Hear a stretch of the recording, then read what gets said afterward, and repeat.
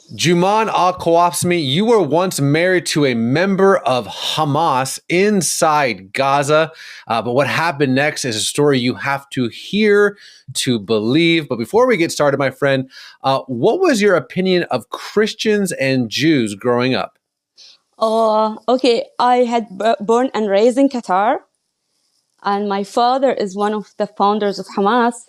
So ጁማኒ አሊ አዋፒሲ ትባላለች። በአንድ ወቅት በጋዛ ውስጥ ከሐማስ አባል ጋር ተጋብታ ነበር። ቀጥሎ ምንድነው የሆነው? መስማት ያለብን ይመስለኛል። ስለ ክርስቲያኖችና አይሁዶች ያለሽ አስተያየትና አመለካከት ምን ይመስላል? ጥሩ ጥያቄ ነው። ተወልጄ ያደግኩት በኳታር ሲሆን አባቴ ከሐማስ መስራቾች አንዱ ነው። ስለዚህ አባቴና እናቴ እስራኤልን እንድንጠላ ክርስቲያኖችንና የሺያ ሙስሊሞችን የሐማስ አባል ያልሆኑትን ሁሉ እንድንጠላ አድርገው ነው ያሳደጉን። ክርስቲያኖችንና አይሁዳውያንን እንረግም ነበር፣ ምክንያቱም ቁርአን የሚናገረው ይህንን ነውና። አዎ እብደት እንደሆነ አውቃለሁ። በእስልምና እናምናለን። ሁሉንም አይሁዳውያን መግደል እንዳለብን እናውቃለን። ኢየሱስ እንኳን ተመልሶ ከኛ ጋር ይዋጋል ብለን እናምናለን። ሙስሊም ሆይ ከአላህ አንድ አይሁዳዊ አለና ግደለው ይላል። እናም አባቴ ከሐማስ መስራቾች አንዱ እንደመሆኑ በጋዛ ውስጥ ከሐማስ አባል ጋር አጋባኝ። ኢየሱስን እንዴት አወቅሽው? በጋዛ ለ13 ዓመታት በትዳር ቆይቻለሁ። በ2012 ሐማስ በጋዛ ውስጥ ሲቆጣጠሩ ዓላማቸው ሁሉንም ሰው እኩል ማድረግ ቢሆንም የሚያደርጉት ነገር ግን በውስጤ ጥያቄ እንዲፈጠር አደረገው። የሐማስ ወገን መሆን ግዴታ አለብን። እናም አይኤስ ብዙ ሰዎችን ሲገድሉ ቆይተዋል። ስለዚህም በእስልምና ሃይማኖት ውስጥ የሆነ ችግር እንዳለ ተሰማኝ። ይህ ብቻ አይደለም፣ በእስልምና ምንም አይነት ሰላም የለም። ሁሌም እፈራለሁ። አንድ እባብ በየጊዜ እየመጣ ያሰቃየኛል። ስለዚህ እስልምና ሰላም አይሰጠኝም። ስለዚህ በእስልምና ሰላም አግኝቼ አላውቅም። ምክንያቱም ቁርአንን ሳነብ እንኳን ስለ መግደል ነው የሚናገረው። እናም እግዚአብሔር የለም ብዬ አላምንም። በየቀኑ አንድ ነገር አደርጋለሁ። እግዚአብሔር ሆይ አንተ ካለ ላውቅ እፈልጋለሁ ብዬ ጸልያለሁ። ምክንያቱም በውስጤ እግዚአብሔር እንዳለ ይሰማኛል።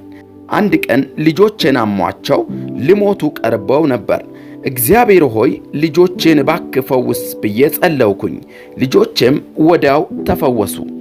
እግዚአብሔር እንዳለ ምልክቶችን እያየው ነበር።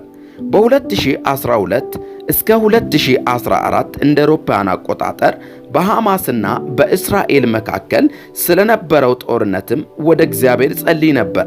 የእስራኤላውያን የመከላከያ ወታደሮች የጎረቤታችንን ቤት በቦምብ ደበደቡት።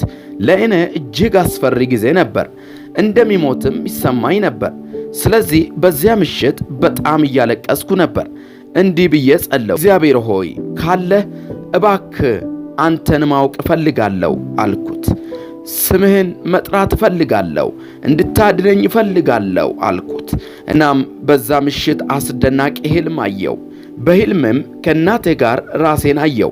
በረንዳ ላይ ተቀምጠን ነበር። እጅግ በጣም ትልቅ ጨረቃ ወደኛ ቀረበች። እናቴ ጨረቃን እንዲመለከት ጠየቀችኝ። እኔም ጨረቃዋን እያየዋት ልክ ከጨረቃ ውስጥ ኢየሱስ ሲወጣ ተመለከትኩኝ። በአረብኛ ቋንቋ አነጋገረኝ።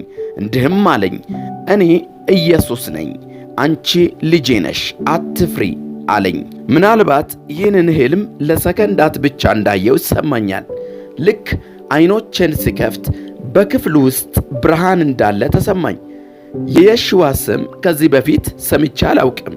ምክንያቱም በቁርአን ውስጥ ኢሳ ብለን እንጠራዋለን። ከክርስቲያን ሰዎች ጋር ሆኜ አላውቅም። ልክ እንደ ማህበረሰቤ 100% እስላም ነኝ። እናም ሰዎች ስለ ኢየሱስ እንዲነግሩኝ ክርስቲያን ሰዎችን አግኝቼ አላውቅም። ማንም ስለ እርሱ አልነገረኝም። ነገር ግን ለመጀመሪያ ጊዜ ከራሱ ስሙን ሲሰማ ውብ ስም እንደሆነ ተሰማኝ። እርሱም ውብ አምላክ ነበር። በውስጤም ታላቅ ደስታ ተሰማኝ። ለመጀመሪያ ጊዜ አንድ ሰው በጥልቅ የፍቅር ቃላቶች እንደሚወደኝ ነገረኝ። ማንም ሰው ከቤተሰብም በዚህ ልክ አናግሮኝ አያውቅም። እናም ስሙን በጎግል መፈለግ ጀመርኩና የክርስቲያን ገጽ አገኘው። ይህንን ድረገጽ ስከፍተው ወደ እኔ የመጣው የመጀመሪያው ጥቅስ ጠላቶቻችሁን ውደዱ የሚል ነበር። በቁርአን ላይ የተጻፈው አይሁዳንን መግደል እንዳለብን ነበር። ከዚያም ይህንን ድረገጽ የሚያስተዳድር ሰው ጋር መጻጻፍ ጀመርኩኝ። መጽሐፍ ቅዱስ እንዳነብ ጠየቀችኝ። አሁን በሺህ የሚቆጠሩ ሰዎች ኢየሱስን በሕልማቸው እያዩ ወደ ክርስትና እየመጡ እንደሆነ ነገረችኝ። እርሷም አንቺ የመጀመሪያ አይደለሽም አለችኝ። ደግሞም ኢየሱስን እንዲቀበልና ጉዞውን ከእርሱ ጋር ማድረግ እንዳለብኝ ነገረችኝ። እኔም ይህን የትንሣኤውን ንጉሥ ኢየሱስ ክርስቶስን ተቀበልኩኝ። እንዴት አስደናቂ ነገር ነው! ከዚህ ጊዜ ጀምሮ ሕይወቴ በደስታ ተሞላ። በብዙ ተግዳሮቶች ውስጥ ኢየሱስ አቅም ሆነልኝ። በእስልምና ሃይማኖት ውስጥ ተጠራጥሮ አላህን መጠየቅ በፍጹም የተከለከለ ነው። ስለዚህ ስለ አላህ ጥልቅ የሆኑ ነገሮችን በእስልምና ባህል መጠየቅ መጥፎ ነገር ነው። ግን በክርስትና የኢየሱስ ደቀ መዝሙር የሆነው ቶማስ ሲጠራጠርና ጥያቄዎችን ሲጠይቅ እንመለከታለን። ቶማስ ኢየሱስን የችንካሩን ምልክቶች በእጆቼ ካላየው፣ ጣቶችንም ምስማሮቹ በገቡበት ካላደረግኩ አላምንም አለው። ኢየሱስም ጣቴን ወደዚህ አምጣና እጆቼን እይ፣ እጅህንም አምጣና በጎኔ አግባው፣ ያመንክ እንጂ ያላመንክ አትሁን አለው። በዮሐንስ ወንጌል ምዕራፍ 20 ቁጥር 27 ላይ ኢየሱስ ክርስቶስ ለሰው ልጆች ሁሉ መከራን በመቀበል በመስቀል ላይ በመሞት በሦስተኛውም ቀን በእግዚአብሔር አብ ክብር በመነሳት ወደ ሰማይ አርጓል። በእርሱም ባላመኑት ላይ ሊፈርድ ያመኑትን ደግሞ ወደ እቅፉ ሊወስድ ተመልሶ በክብር በመላእክት ታጅቦ በደመና ይመጣል። ኢየሱስ ሙስሊሞችን ዛሬም ይወዳል፣ ሊያድናቸውም ይፈልጋል። ከየትኛውም የሞት ፍርሃት ነፃ ሊያወጣን ይፈልጋል። ስለዚህ መፍራት የለብንም። ዓይኖቻችንን በኢየሱስ ላይ በማድረግና እርሱ የሕይወት መንገድ እንደሆነ ማመን አለብን። እርሱ የመዳኛው ብቸኛው መንገድ ነው። ክብር ሁሉ ለኢየሱስ ይሁን። ውድ የመልእክተኛ ሚዲያ ተከታታዮች ለዚህ ቻናል አዲስ ከሆኑ ሰብስክራይብ፣ ላይክ፣ ለሌሎችም እንዲደርስ ሼር በማድረግ አብራችሁን አገልግሉ። እግዚአብሔር ይባርካችሁ። And we call like it's, I know I'm Palestinian. I have a Palestinian ID. It's like I still have my Palestinian ID. Like so, but I know the right for Jewish. It's their promised land. I read the Bible. And even in Quran, it's never mentioned Palestine. It's the land for Bani Israel. And they said, okay, it's our land and we should kick all the Jewish. And I remember my grandma said she was living with her Jewish neighbor and they've been living love and peace. Like we've been living peace. But when Hamas start to make troubles and every time we have peace, and they start to send rockets, attack Israel with the rockets. So that's why Israel started to bombing. But before this, like nothing was happening. And I remember like after the war in 2008, Israel sent money to rebuild Gaza. And they promised Gaza's people, Gaza will be like a Singapore, but just let's have peace. But they doesn't want to have peace. They just want to kill and make people suffering and stay on control and having all the money is coming out from outside. And I remember like when my ex-husband was talking, he was not talking to me, he was talking like for his uncles and his friends, and he said, oh, now we are building a city under a city. So they took all the money is coming to rebuild Gaza and they just built the tunnels and there's a real city under a city. But they never built a shelter for people, for children. Never. No, there's no one shelter in Gaza. It's all about the tunnels. It's all for Hamas. They are hiding now and they just let people to die and use the human and children like human shield. They doesn't care for our life. They just care for their position and their power and they just want to stay strong and they want to stay on control, but they doesn't care for our lives, unfortunately. Wow. Yeah. Again, I'm going to have you back on so many times. There's so much more to unpack, but maybe let me close with this question. Let's say there's someone watching this that comes from an Islamic background that's starting to question their faith, and or someone who has maybe views about Hamas that are just not true.